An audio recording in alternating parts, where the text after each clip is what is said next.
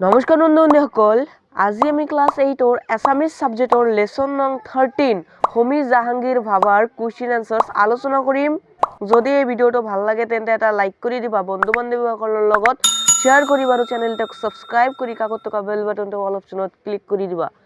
মই এই পাঠটো তোমালোকক ভালদৰে বুজাবলৈ চেষ্টা কৰিম আৰু যদি তোমালোকে কোনো বস্তু নুবুজা তেন্তে কমেন্ট বক্সত জনাব পাৰিবা। তেন্তে বলা ভিডিঅ'টো আৰম্ভ কৰোঁ। 1 নম্বৰত দিছে পাঠটো পঢ়ি প্ৰশ্নবোৰৰ সমূহ উত্তৰ দিয়া। ওকে, ক নম্বৰত দিছে টোপনি পাতল ল'ৰাজনৰ নাম কি? এটাৰ আনসাৰ হ'ব হোমী জাহাংগীৰ ভাভা। তাৰপিছত খ নম্বৰত দিছে ল'ৰাজনৰ টোপনি পাতল হোৱাৰ কাৰণ কি আছিল? এটাৰ আনসাৰ হ'ব ল'ৰাজনৰ টোপনি পাতল হোৱাৰ কাৰণ হৈছে তেওঁ ইমানেই তীক্ষ্ণ বুদ্ধিৰ যে তেওঁৰ চিন্তা শক্তিৰ প্ৰবাহ মস্তিষ্কত সদায় নিৰৱচ্ছিন্নভাৱে বৈ থাকিছিল। তাৰপিছত গ নম্বৰত আছে চিকিৎসকক দেখুৱাই অনাৰ পাছত মাক দেউতাকে ল'ৰাজনৰ বাবে কেনে ব্যৱস্থা ল'লে?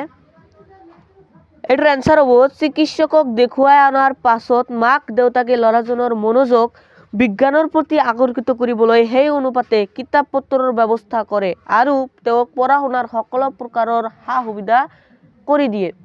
তাৰপিছত ঘ নম্বৰত আছে হোমী জাহাংগীৰ ভাভাৰ কি কি বিষয়ত ৰুচি আছিল? এটাৰ আনসাৰ হ'ব হোমী জাহাংগীৰ ভাভাৰ ভৌতিক শাস্ত্ৰ আৰু গণিত শাস্ত্ৰৰ উপৰিও সংগীত আৰু চিত্ৰাংকনৰ প্ৰতিও ৰুচি আছিল। তাৰপিছত অংগ নম্বৰত আছে তেখেতে লণ্ডনলৈ কিয় গৈছিল? এটাৰ আনসাৰ হ'ব তেখেতে লণ্ডনলৈ ইঞ্জিনিয়াৰিং পঢ়িবলৈ গৈছিল। তাৰপিছত 6 নম্বৰত দিছে দোৰাবাজী টাটা ট্ৰাষ্টৰ সহায়ত তেখেতে কি অনুষ্ঠান প্ৰতিষ্ঠা কৰে? এটাৰ আনসাৰ হ'ব দোৰাবাজী টাটা ষ্টাৰৰ সহায়ত তেখেতে টাটা ইনষ্টিটিউট অফ ফাণ্ডামেণ্টেল প্ৰতিষ্ঠা কৰিছিল।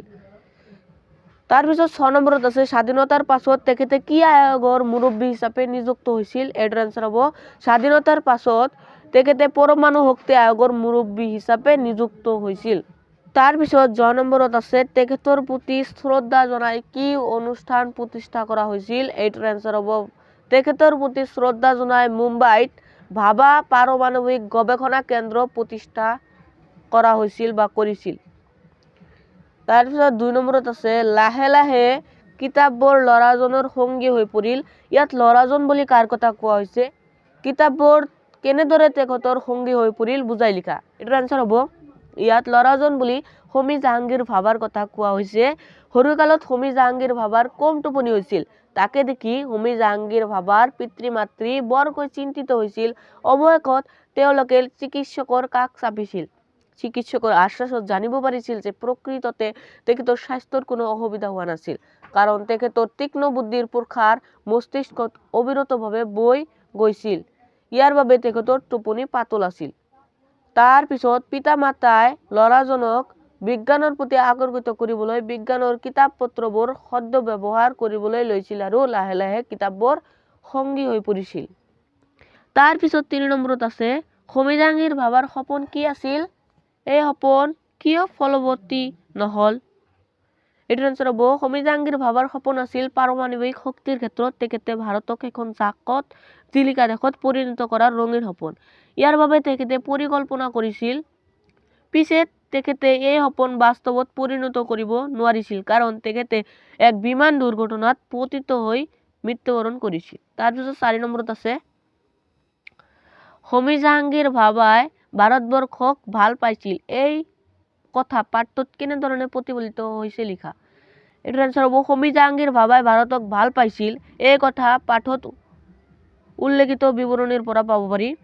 বিৱৰণীটো হ'ল এনে ধৰণৰ হোমী জাহাংগীৰ ভাভাই বিদেশত থাকিও সুন্দৰে দিন কটাব পাৰিলেহেঁতেন, কিন্তু নিজৰ দেশৰ প্ৰতি থকা কৰ্তব্য আৰু দয়াবদ্ধতাৰ বাবে তেখেতে 1940 চনত ভাৰতলৈ ঘূৰি আহে। তেতিয়াৰে পৰা এই মহান বিজ্ঞানীজনাই নিজৰ দেশৰ উন্নতিৰ বাবে অহোপুৰুষাৰ্থ কৰিছিল।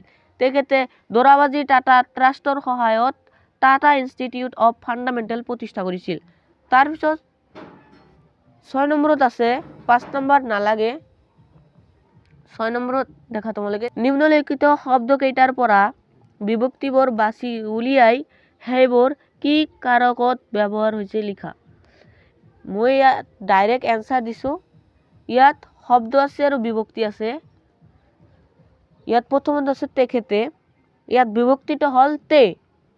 লাষ্টত যে আছে তে সেইটো তে হল বিভক্তি আৰু ইয়াত একমা বিভক্তি প্ৰয়োগ হৈছে তাৰ পিছত শিশুজনক ইয়াত লাষ্টত ক আছে সেইকাৰণে কটো হল বিভক্তি আৰু ইয়াত দুয়ো বিভক্তি প্ৰয়োগ হৈছে তাৰ পিছত কিতাপ পত্ৰৰে ইয়াত ৰে হল বিভক্তি আৰু তিনা বিভক্তি ইয়াত প্ৰয়োগ হৈছে তাৰ পিছত ভাৰত লয়ৰ লয়টো হল বিভক্তি লাষ্টত আছে যেহেতু লয় হল বিভক্তি আৰু ইয়াত চতুৰ্থী বিভক্তি প্ৰয়োগ হৈছে তাৰ পিছত চিকিৎসকৰ ইয়াত ৰ হল বিভক্তি আৰু ইয়াত ষষ্ঠী বিভক্তি প্ৰয়োগ হৈছে তাৰ পিছত শৈশৱ কালত ইয়াত লাষ্টত ত আছে সেইকাৰণে ত হল বিভক্তি আৰু ইয়াত সাতমি বিভক্তি প্ৰয়োগ হৈছে তাৰ পিছত 7 নম্বৰত তোমালোকে দেখা 7 নম্বৰত কৈছে তলৰ বাক্যবোৰৰ পৰা আচ টনা পদবিলাকৰ বিভক্তি নিৰ্ণয় কৰা আৰু কাৰকৰ নাম লিখা ওকে ইয়াত আছে বেলি ডুবিলত আমি খেল সামৰিলো মানে বেলি ডুবিল আৰু আমি খেল শেষ কৰিলো ইয়াত ডুবিলতৰ তলত দাঁড়ি আছে সেইকাৰণে এইটোৰ পৰা আমাৰ বিভক্তি বাছি উলিয়াব লাগে ইয়াত ডুবিলতৰ লাষ্টত ত আছে সেইকাৰণে তটো হল বিভক্তি আৰু ইয়াত কোনটো কাৰক ব্যৱহাৰ হৈছে এটা তোমালোকক মুখস্থ কৰিব লাগিব ইয়াত অধিকৰণ কাৰক ব্যৱহাৰ হৈছে তাৰ পিছতটো আছে ৰহিমে কিতাপ পঢ়ে ইয়াত দেখা তোমালোকে কিতাপটো এটা শব্দ ইয়াৰ কোনো বিভক্তি নাই সেইকাৰণে এইটোৰ এনসাৰ হ'ব উজ্জ আৰু ইয়াত কৰ্তা কাৰক ব্যৱহাৰ হৈছে কৰ্তা কাৰক তাৰ পিছত আছে দুখীয়াৰ প্ৰতি দয়ালু হবা ইয়াত দুখীয়াৰ মানে ৰটো হল ইয়াৰ বিভক্তি আৰু ইয়াত অপাদান কাৰক ব্যৱহাৰ হৈছে তাৰ পিছত আছে এইখন মোৰ দেশ ইয়াত মোৰটো এটা শব্দ ইয়াৰ কোনো বিভক্তি নাই সেইকাৰণে এটা হ'ব উজ্জ আৰু ইয়াত কৰ্তা কাৰক ব্যৱহাৰ হৈছে তাৰ পিছত আছে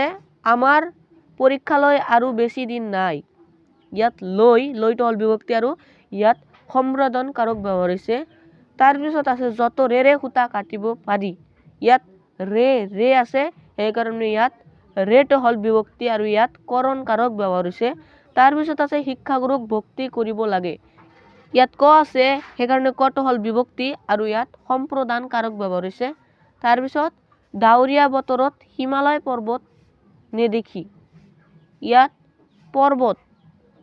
পৰ্বতৰ তটো হল বিভক্তি আৰু ইয়াত অধিকৰণ কাৰক ব্যৱহাৰ হৈছে তাৰ পিছত লাষ্টটো আছে কোনো মানুহক হিংসা নকৰিবা মানুহক ইয়াত কটো হল বিভক্তি আৰু ইয়াত সম্প্ৰদান কাৰক ব্যৱহাৰ হৈছে তাৰ পিছত 8 নম্বৰত আছে খালি ঠাই পূৰ কৰা আষ্টনা শব্দকেইটাৰ বিপৰীত অৰ্থ বুজোৱা শব্দ লিখা মানে যিটোৰ তলত দাড়ি বা আচ আছে সেইটোৰ বিপৰীত অৰ্থ বুজোৱা শব্দটো লিখিব লাগিব যেনেদৰে ইয়াত উদাহৰণ দিছে পাতল টোপনি গভীৰ টোপনি পাতলৰ বিপৰীত গভীৰ ইয়াত ক নম্বৰত দিছে সফল মাতৃ ধ্যাস মাতৃ এটাৰ আনসাৰ হ'ব বিফল মাতৃ তাৰ পিছত দিছে তীক্ষ্ণ বুদ্ধি তাৰ পিছত ধ্যাস বুদ্ধি ইচ্ছে ইয়াত ভোতা বুদ্ধি হ'ব মানে তীক্ষ্ণৰ বিপৰীত অৰ্থ বুজোৱা শব্দ হল ভোতা তাৰ পিছত গ নম্বৰত দিছে কোনো বিসংগতি আৰু দিছে কোনো ধ্যাস ইয়াত হ'ব কোনো সংগতি বিসংগতিৰ বিপৰীত হল সংগতি তাৰ পিছত ঘ নম্বৰ দিছে পাঠ অন্তৰ্ভুক্ত আৰু পাঠ ধ্যাস এটাৰ আনসাৰ হ'ব পাঠ বহিৰ্ভূত তাৰ পিছত অংগ নম্বৰত দিছে তেখেতৰ মৃত্যু হৈছিল তাৰ পিছত আছে তেখেতৰ ধ্যাস হৈছিল এইটো হ'ব জন্ম মৃত্যুৰ বিপৰীত অৰ্থ বুজোৱা শব্দ হল জন্ম তাৰ পিছত 6 নম্বৰত দিছে বৃদ্ধি পাইছিল ধ্যাস পাইছিল এটাৰ আনসাৰ হ'ব লাভ পাইছিল লাভ বৃদ্ধিৰ বিপৰীত লাভ তাৰ পিছত 9 নম্বৰত আছে বাক্য ৰচনা কৰা মই ডাইৰেক্ট এনসাৰ লিখি দিছো তোমালোকৰ বাবে ইয়াত প্ৰথমত আছে অৱদান এটো এনেদৰে লিখিব পাৰা হোমি জাহাঙ্গীৰ ভাবাৰ দেশৰ অলেখ অৱদান আছে তাৰ পিছত আছে ধাউতি ৰহিমৰ পঢ়া শুনাৰ প্ৰতি বৰ ধাউতি আছে তাৰ পিছত জাকত জিলিকা সম্ৰাট শাহজাহানৰ কীৰ্তিচিহ্নবোৰ ভাৰতৰ বুৰঞ্জীত জাকত জিলিকা হৈ আছে তাৰ পিছত আশ্বাস চিকিৎসকজনে লৰাটোক ভগৱানে জীয়াই ৰাখিব বুলি আশ্বাস দিলে তাৰ পিছত গৱেষণা ভাৰতত বিভিন্ন গৱেষণা কেন্দ্ৰ আছে তাৰ পিছত সিদ্ধান্ত সঠিক সিদ্ধান্ত লৈহে কাম কৰা উচিত তাৰ পিছত 10 নম্বৰত আছে যুক্তকৰ বহুৱাই শব্দবোৰ সম্পূৰ্ণ কৰা এটাৰ আনসাৰ হ'ব প্ৰথমত আছে ক ধ্যাস ক এটো হ'ব কস্মিক তাৰ পিছত দ্বিতীয়টো আছে উপল ধ্যাস এইটো এনচাৰ হ'ব উপলব্ধি। তাৰপিছত আছে নি ডেশ, এইটো নিষ্ঠা। তাৰপিছত আছে বিধেশ ত, এইটো হ'ব বিস্তৃত। তাৰপিছত আছে বিশেষ ডেশ, এটা হ'ল বিশেষত্ব। তাৰপিছত আছে ডেশগাৰ, এটা হ'ব গ্ৰন্থগাৰ। তাৰপিছত আছে প্ৰতিডেশ, এইটোৰ আনচাৰ হ'ব প্ৰতিষ্ঠা। তাৰপিছত আছে ম ডেশ ডেশ ত, এইটো হ'ব মস্তিষ্কত। তাৰপিছত আছে ই ধস ন, এইটো হ'ব ইন্ধন। তাৰপিছত 11 নম্বৰত আছে তলৰ শব্দবোৰৰ প্ৰতি শব্দ লিখা, মানে সমৰ্থক শব্দ লিখা। প্ৰতি শব্দ মানে সমৰ্থক শব্দ। ইয়াত দিছে সংগী, সংগীৰ সমৰ্থক শব্দ হ'ল লগৰীয়া। তাৰপিছত আছে তীক্ষ্ণ, তীক্ষ্ণৰ সমৰ্থক শব্দ চোকা। তাৰপিছত আছে প্ৰধান, প্ৰধানৰ সমৰ্থক শব্দ মুখ্য। তাৰপিছত গ্ৰন্থ আছে, গ্ৰন্থৰ সমৰ্থক শব্দ কিতাপ। তাৰপিছত কিৰণ আছে, কিৰণৰ সমৰ্থক শব্দ পোহৰ। তাৰপিছত চিকিৎসক আছে, চিকিৎসকৰ সমৰ্থক শব্দ বেজ। তো বন্ধু বান্ধৱসকল, আজিৰ কাৰণে এইখিনিয়ে। যদি তোমালোকে চিম্পেথিৰ কুৱেশ্যন এনচাৰ্ছ দেখিব বিচাৰা তেন্তে লেফ্ট ছাইডত ক্লিক কৰা, আৰু যদি তোমালোকে চন্দ্ৰপ্ৰভা শইকীয়ানীৰ কুৱেশ্যন এনচাৰ্ছ দেখিব বিচাৰা তেন্তে ৰাইট ছাইডত ক্লিক কৰা। ধন্যবাদ।